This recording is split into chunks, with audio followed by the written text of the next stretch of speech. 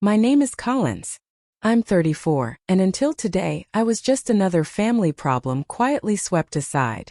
The office smelled like polished wood and false confidence. My brother, Weston, was already there, leaning back in his chair, a smirk plastered across his face like he owned the room. Maybe he thought he did. They called it a routine meeting. Routine for him, maybe. But I knew better. I knew every step he had taken over the past few years. Every tiny miscalculation he made. He didn't. He had no idea the game had already shifted. Weston was bragging about his latest deal, tossing numbers around like he was impressing a boardroom full of investors.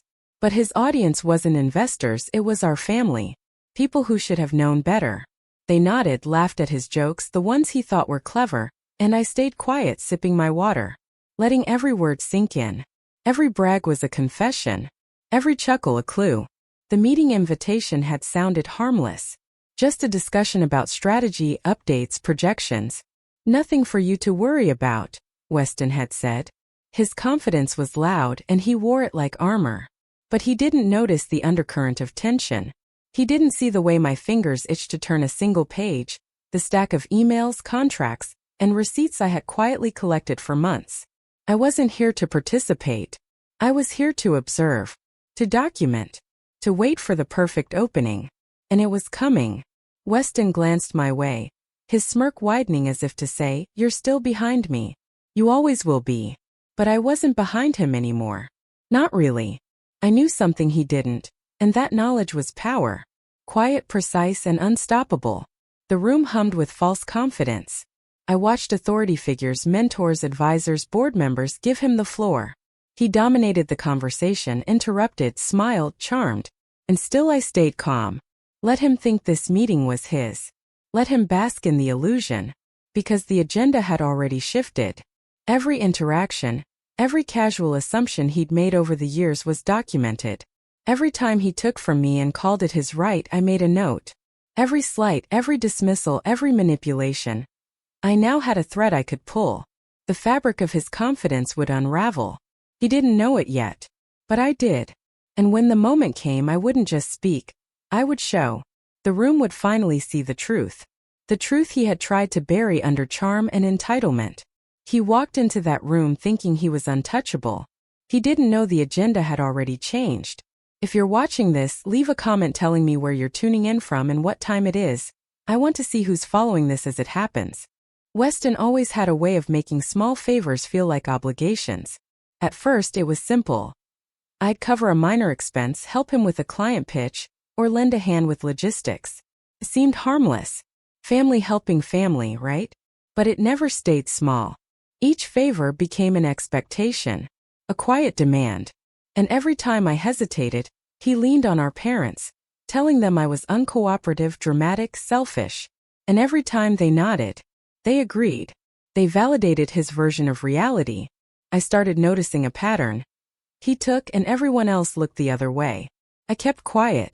I took notes in my mind, keeping track of everything. The money he claimed, the hours he borrowed, the credit for work he never did. I never confronted him directly, yet. I wanted proof, not arguments. I wanted facts, not feelings. Because I knew this wouldn't end in an apology. This was bigger than sibling rivalry. This was entitlement disguised as family loyalty. There were warnings. Small ones at first. A text asking me to sign off on an expense report that wasn't mine. A casual comment in a family meeting about me, not understanding the stakes. I tried to address it privately. I said, "Weston, this isn't fair. That isn't yours to take." He laughed. That familiar smug laugh, the one that made it feel like I was the unreasonable one. "Come on, it's just business," he said. "You're overreacting. Family sticks together, right?" His tone was teasing, but it carried a clear message. Don't push. Don't question me. I nodded, smiled, stayed calm. But inside I started preparing. Quietly. Methodically. Every interaction, every word, every signature he expected me to give, I cataloged it. Every email, every transaction, every whispered "don't worry about it." I filed in my mind like puzzle pieces. By the time I realized exactly what he'd taken from me, it was too late to simply ask for it back. He'd already convinced everyone, our family, our advisors, even our closest friends, that it was his by right. And when something is framed as entitlement, logic and fairness hardly matter. It was infuriating. Watching someone assume control of what isn't theirs, knowing you could stop them, but being dismissed as dramatic or selfish if you did. That was the turning point for me. The moment I stopped asking and started documenting. I stayed calm even when it hurt, even when I felt powerless, because I knew something he didn't. The smallest details, quietly collected, could destroy the illusion he'd built. And I wasn't done yet. By the time the next family meeting was called, I wasn't just attending. I was preparing to rewrite the rules. And Weston? He had no idea what was coming. If you're watching this, drop a comment with where you're tuning in from and what time it is. I want to see who's following this story in real time. I tried to be fair. I really did. I pulled Weston aside one afternoon, away from the others, and spoke calmly. Weston, I need you to stop taking what isn't yours. This isn't a game, and it's not fair to anyone, especially me. He smirked, leaning back in his chair like I just made a joke. Come on, he said, that familiar cocky grin spreading across his face. You're overreacting. You always do. Family sticks together, right? Don't be dramatic. I stared at him, waiting for a flicker of concern, a sign he'd understand. There wasn't one. Instead, he chuckled and walked away, leaving me with that sinking feeling that I wasn't just being ignored. I was being calculated against. That was the first time I realized something crucial. He didn't care about fairness or ethics, or what was right. He only cared about control. And if control meant stepping over me, he'd do it without hesitation. I didn't argue. I didn't beg. I didn't lash out. I simply started documenting everything. Every favor he twisted, every line of credit he claimed, every conversation where he painted himself as the innocent party. I wrote it down. Not on paper, not yet. I memorized it. I filed it carefully, quietly, like a safe I was slowly locking piece by piece. And then I started watching. The patterns became obvious. He relied on my help constantly, but framed it as his entitlement. He relied on my silence as proof that I agreed.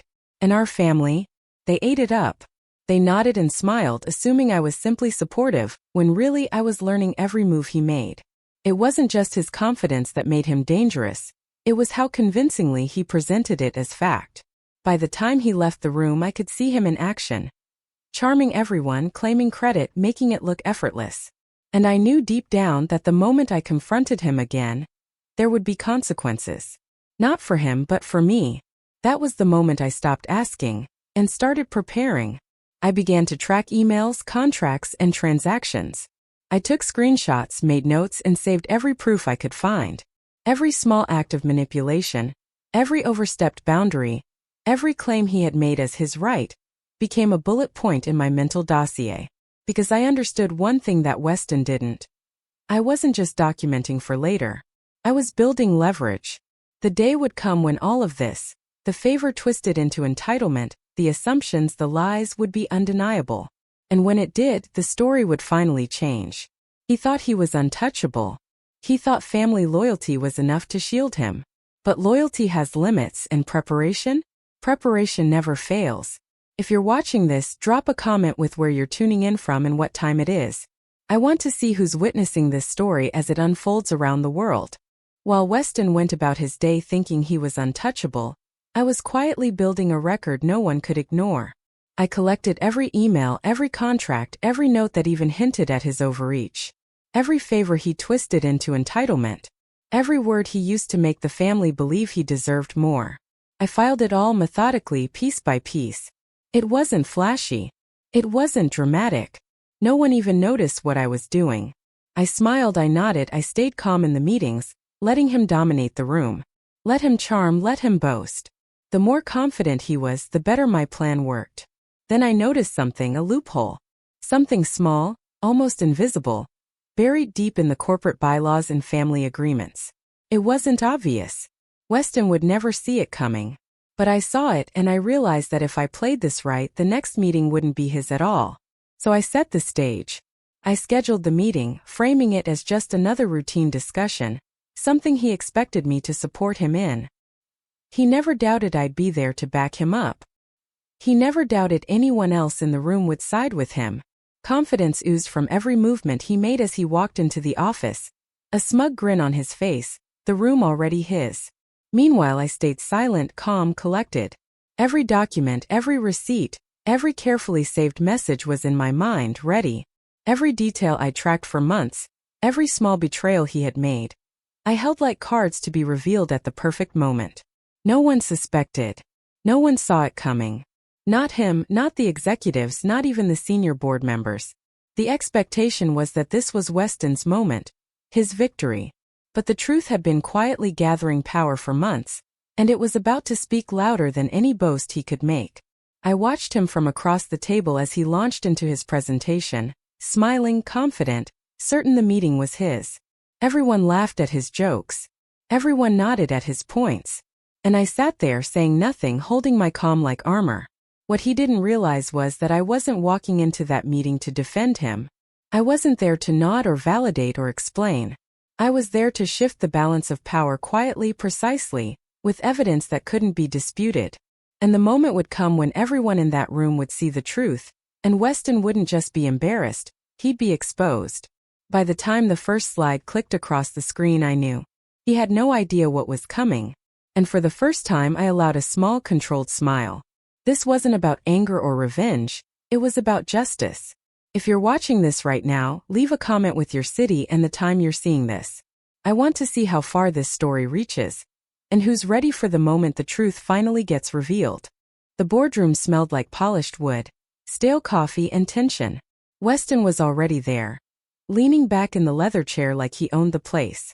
Confident, smug, smiling at everyone, convinced the meeting was his. Everyone else? They assumed the same. They assumed I was there to support him, to nod along, to fill the quiet spaces with my presence so he could dominate. I walked in calm, composed, carrying nothing but a folder. No need for dramatics. No need for theatrics. My every move was deliberate, measured. Weston's eyes flicked toward me, expecting the usual deference. He got a calm, even smile instead. Nothing more. That tiny moment, just a glance, was enough to throw him off. Not much, but enough to plant a seed of doubt. The meeting began. Weston launched into his points, his voice smooth, confident, rehearsed. He referenced projects, numbers, deals he thought were untouchable. He gestured to charts, nodded at colleagues, laughed at his own jokes. And everyone listened. Everyone nodded. Everyone assumed he was in control. And I stayed silent. I let him fill the room with his noise, his ego. I let him speak. I let the authority figures watch him, note every confident claim. Because when the time was right, I would speak. And silence can be louder than any boast. Minutes passed. Weston dominated the conversation. He even smiled at me once, a little smirk, assuming complicity. Little did he know I wasn't taking notes to help him. I was memorizing, cataloging, observing every reaction, every pause, every assumption he made about the people in that room. Then it happened. The meeting leader, someone he trusted to be neutral, asked a question. Something simple, almost casual. But it wasn't directed at him. It was directed at me. The room turned. Everyone's eyes shifted to me. Weston's confident grin faltered just a fraction. He didn't understand why. No one expected me to answer. No one expected me to have the proof, the facts, the receipts ready. But I did. And in that moment, the balance of power started to shift. His assumptions, every single one, crumbled quietly one by one. The room wasn't his anymore. Not yet. But he was starting to feel it, the weight of being wrong. I answered calmly, each word deliberate, each fact laid out like a brick in a wall he hadn't seen coming. And the room listened. Authority figures leaned in. Colleagues exchanged glances. And Weston realized this wasn't the meeting he thought it was. If you're watching right now, comment with your city and the time it is for you. I want to see where this story is reaching. And who's ready for the moment the truth finally lands. The room went silent for just a heartbeat. But in that second, the air felt electric. The meeting leader leaned forward, eyes narrowing slightly, and asked a question. Simple, almost innocuous, but pointed at me. Weston's smirk was still there. That overconfident curl of lips that said he had everything under control. He looked at me expecting a shrug. Expecting me to dodge. Expecting the usual. Compliance, quiet, support. I didn't flinch. I didn't hesitate. I opened my folder slowly, deliberately, letting the soft rustle of papers mark the start of my own rhythm. My voice came out calm, steady, controlled, every word measured. Yes, I said. Let me clarify that. And then I laid it out. Every document, every contract, every email that traced the timeline he thought only he controlled. One by one, I walked through it, slow enough for everyone to follow, precise enough to leave no room for deflection. Every claim he had made, every assumption he thought unquestioned, I countered with proof. Weston opened his mouth a few times, as if he could interrupt, as if a smirk or a chuckle could disarm the facts. But no one let him. Authority figures leaned in. Colleagues whispered among themselves, glancing at the timeline, the evidence, the clarity of what I was presenting. I could see it in his eyes, the first flicker of panic. That moment when the overconfidence cracks, when the smug certainty that everyone is on your side begins to falter. He realized it too late. This wasn't a routine meeting, and it certainly wasn't his to control. And still I didn't raise my voice. I didn't gloat. Calm wins faster than rage. The more measured my tone, the louder the evidence. The room absorbed it. The silence was deafening. No one laughed.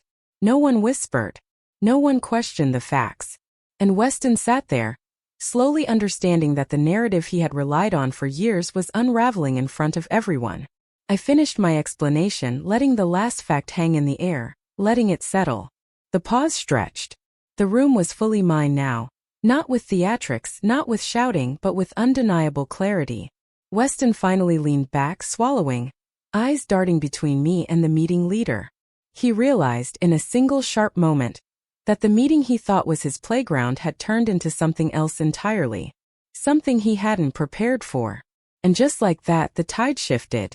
The power wasn't mine yet, not completely, but it had begun to move. Slowly, quietly, irreversibly. If you're watching this right now, drop a comment telling me where you're watching from and what time it is for you. I want to see which cities are tuned in, and who's ready for the moment the truth finally flipped the game. The room felt heavier after my explanation.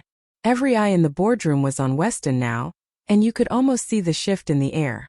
The smirk was gone, replaced by that tight, controlled mask of someone realizing they might have miscalculated. I laid the first document on the table, a simple printed email. The one where he'd requested resources that weren't his to ask for. My finger traced the date. This was 2 months ago, I said calmly, letting my voice fill the silence. And noticed the approval chain, it was never authorized. Heads turned. Whispers ran along the edges of the table. Weston coughed, a nervous tic he couldn't hide. He opened his mouth to speak, maybe to deflect, maybe to charm, but the meeting leader shook her head slightly. No interruptions. Not this time. Next I placed a spreadsheet. Every transaction he'd initiated, every benefit he'd quietly redirected to himself, neatly compiled, chronological, and annotated. The evidence wasn't opinion. It was fact. Clear. Irrefutable. My tone didn't waver as I explained it, one line at a time. Weston's fingers drummed on the table. He tried again, a weak smile, a half-hearted explanation, but I had anticipated it. I had the original approvals, the timestamps, the receipts, all of it. Each piece cut through his excuses like a scalpel. The room absorbed it, the silence punctuated only by the soft shuffle of papers and the occasional gasp. Authority figures nodded subtly, leaning in to follow the timeline. The employees I trusted to act professionally didn't flinch. They watched, learning the truth just as much as he did. Finally, I brought out the last document. A signed acknowledgement he'd made, buried in the archives, confirming he knew the limits and had knowingly crossed them. I set it gently on the table, looked at each person present and said, "This confirms everything you've just heard. And yes, it all points directly to him." Weston froze. For a moment it was like time slowed. The air thickened. He had thought he was untouchable, that no one would ever see the pattern, that loyalty and familiarity would shield him. But the evidence didn't lie. And in this room truth had weight. He tried to speak again, just a single word, a plea maybe, but no one was listening. Not anymore. He wasn't in control. The narrative had flipped entirely, quietly, efficiently, and irrevocably. Every assumption he had relied on crumbled beneath the facts I laid out. I closed my folder with a soft snap, letting the finality settle. The power had shifted, not with a scream, not with anger, but with clarity, patience, and evidence. Weston realized it fully. This wasn't just a confrontation. This was the start of accountability he hadn't prepared for. If you're watching this right now, leave a comment with the city and time you're tuning in. I want to see who's witnessing this moment as it unfolds, where the quiet truth starts to speak louder than arrogance ever could. The room had gone completely still. Weston sat there, his posture rigid, every muscle coiled like he was bracing for impact. He had thought he knew how this meeting would go, thought he was untouchable, but the documents, the timeline, the proof, they had all just shifted the ground beneath him. And now, the moment he hadn't prepared for had arrived. The meeting leader cleared her throat, and the sound cut through the tension like a knife. Based on the evidence presented, she said, her voice calm, deliberate, the board has reached a decision. She paused, letting the weight of her words sink in. Weston's eyes flicked to me, then around the table, searching for a lifeline. There wasn't one. You are hereby removed from your position, she continued. Effective immediately. Weston's mouth opened, closed, then opened again. The confidence he had carried into the room had evaporated. His smirk, the smug little grin that had fueled his sense of entitlement for years, was gone. All that remained was shock and disbelief. He looked like a man watching the world turn without him, like gravity had suddenly shifted. I stayed seated, my hands resting calmly on the table, my expression neutral. There was no gloating in my tone, no triumph in my posture. That wasn't the point. I wasn't here to celebrate. I was here to set the record straight and let truth do the work it was meant to do. Around the table, colleagues and family members exchanged glances. Some nodded subtly, as if finally seeing the full picture. Others were silent, stunned by the clarity and precision of the evidence. Weston tried to speak again, but the leader's sharp look silenced him. He had no defense left. The narrative had shifted permanently. The verdict was final and the room understood it. Weston was stunned. The realization hit him fully now. The meeting wasn't his anymore. The control he had assumed was a given had evaporated, replaced by accountability he hadn't anticipated. Every assumption he had relied on to protect himself had failed. I leaned back slightly, letting the quiet settle over the room. It was powerful in its own way. The calm after the storm, the quiet authority of someone who had waited, watched, and acted only when the time was right. I didn't need to raise my voice. The evidence and the decision spoke louder than anything I could say. And then, just before the meeting adjourned, I added one final note, calmly but firmly. This isn't just about a position. It's about accountability, fairness, and the truth finally being acknowledged. The words hung in the air, and everyone understood exactly what they meant. That night, if you're watching this, leave a comment with your city and what time it is.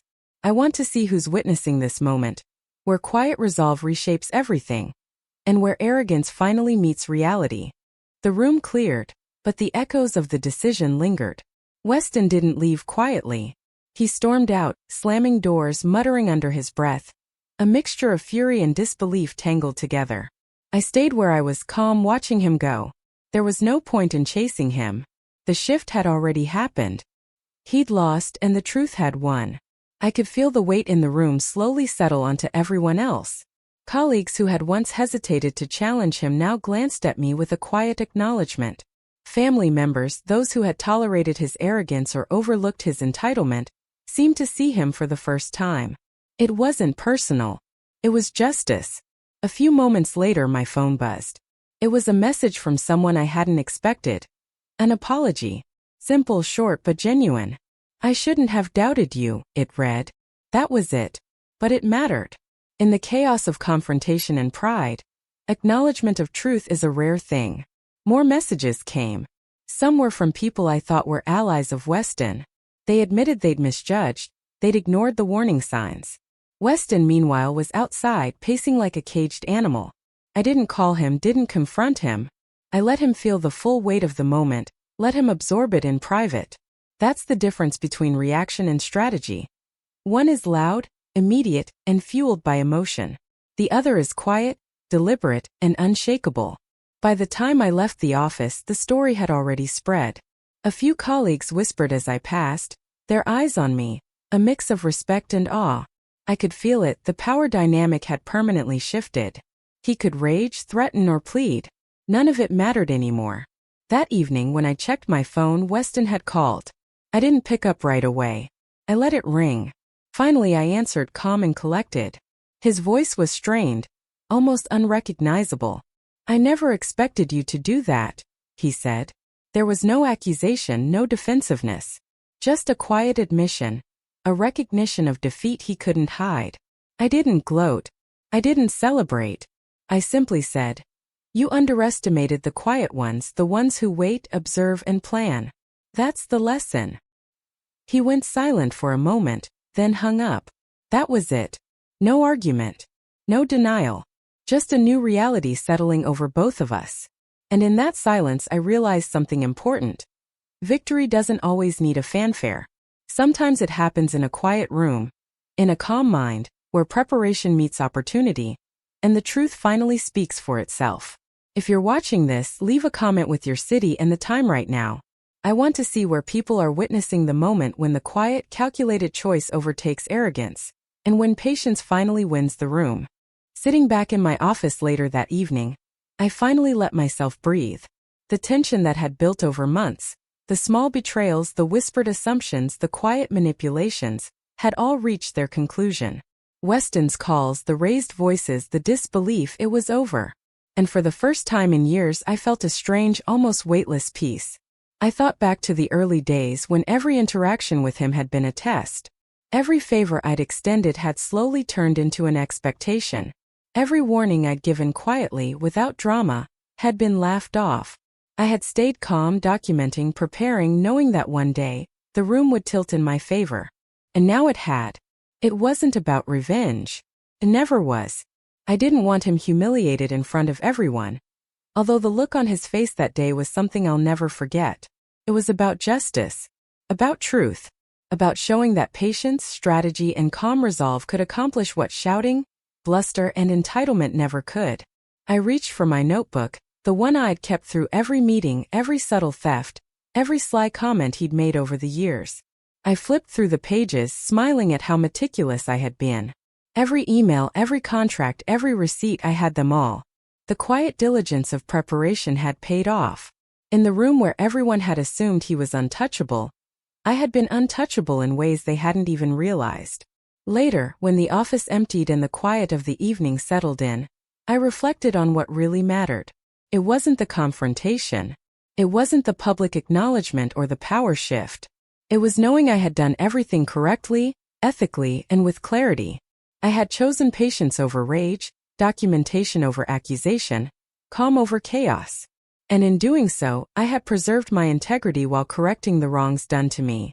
That night, as I turned off the lights, I thought about everyone watching, everyone who had felt powerless against someone louder, bigger, or more entitled. I wanted them to know something simple but profound. You don't need to fight with volume. Sometimes the quietest person in the room is the one who wins. The one who listens, observes, and acts at exactly the right moment. People assume victory is loud, brash, immediate. But real victories, the ones that last, happen in silence. They happen when you wait, prepare, and allow the truth to speak for itself. That's what I learned. That's the message I want you to take with you. If you're watching this, I want you to drop a comment. Where are you watching from and what time is it for you right now? I want to see who else is learning that sometimes the loudest actions are the ones that never make a sound but still change everything. Remember, people think winning is loud. Sometimes it happens in a quiet room where the truth finally speaks. And when it does, nothing is ever the same again.